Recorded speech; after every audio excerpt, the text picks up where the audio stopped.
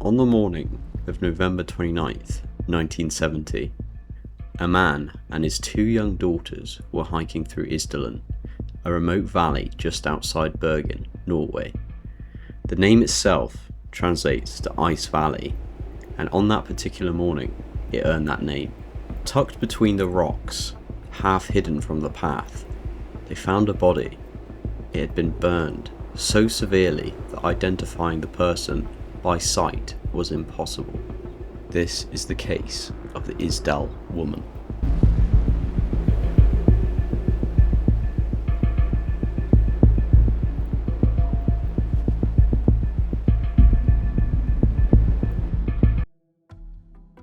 A warning before we continue. The original crime scene photographs are extremely graphic, and out of respect for both the victim and viewers, I won't be showing them in this video. Instead, any evidence images will be heavily blurred. However, I will show the forensic facial reconstruction created by investigators, as it was intended to help identify her and contains no graphic imagery. The woman's body had been extensively burned, with the most severe damage concentrated on her face, torso, and upper body. The intense heat had made visual identification almost impossible. Her hair had been singed away, and the burns left investigators unable to determine many distinguishing features at the scene.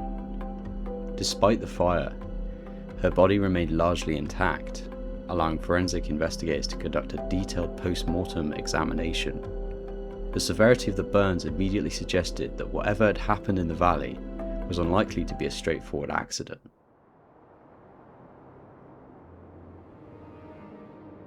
When police arrived at the scene, they began cataloguing what was left. A thermos, an umbrella, a pair of rubber boots, some unmarked pill bottles. Nothing about the scene suggested a struggle. If anything, it looked oddly composed, as though someone had arranged it to be there.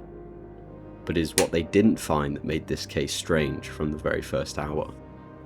As investigators looked closer, every label had been removed from her clothing. Not torn off carelessly, purposefully cut out. In some places burned away entirely. Someone had gone to considerable effort to make sure this woman couldn't be traced through what she was wearing. Investigators didn't know it yet, but this was only the beginning.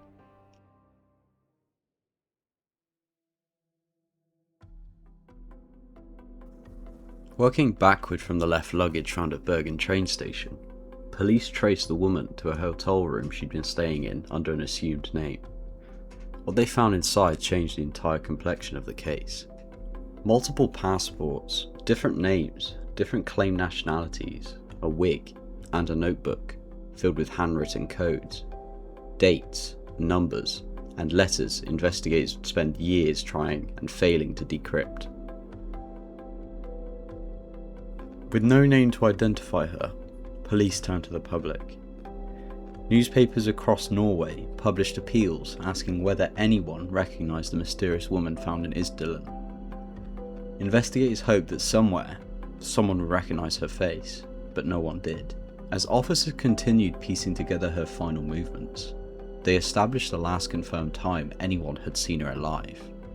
November 23rd, 6 days before her body was discovered. That morning, she checked out of her room 407 at the Hotel Horderheimen. Hotel employees described her as an attractive woman, around 5 feet 4 inches tall, with dark brown hair and small brown eyes. But what they remembered most wasn't her appearance, it was her behaviour.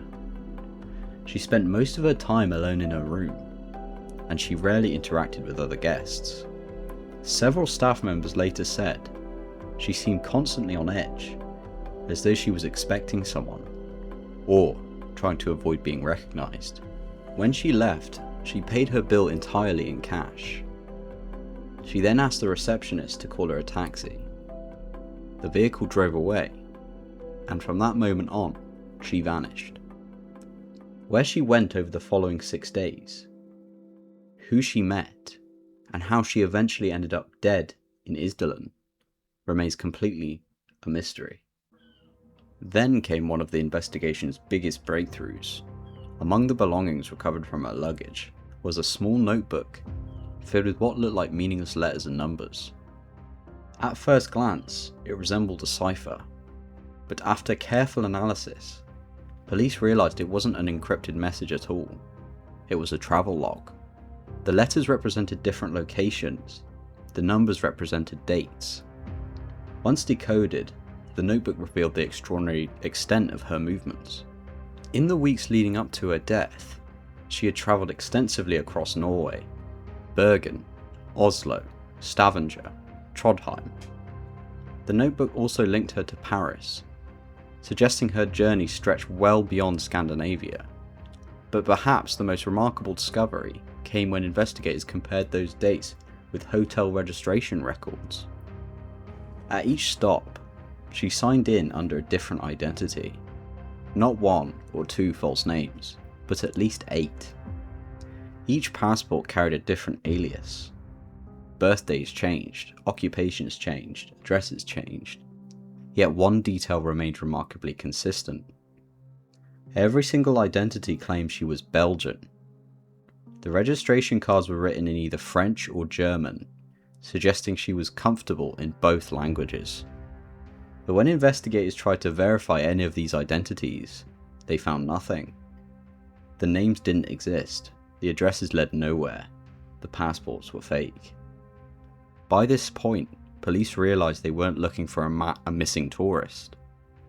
Whoever the Isdal woman really was, she had gone to extraordinary lengths to make sure nobody could discover her true identity. Others recalled something else. She'd occasionally have been seen with an unidentified man. He was never located.